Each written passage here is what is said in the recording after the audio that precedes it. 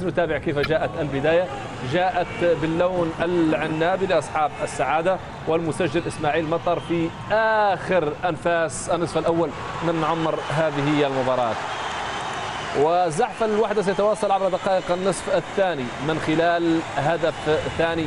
بعد ذلك كانت أفضلية واضحة لمصلحة الوحدة بعد هدف محمود خميس الحمادي في الدقيقة 77، لكن سيكون منعطف المباراة من خلال هدف داريو زفيتانيتش بهذه الكيفية قبل أن يعود ذات اللاعب ليسجل أروع وأجمل أهداف هذه البطولة. نتحدث عن مونديال الأندية.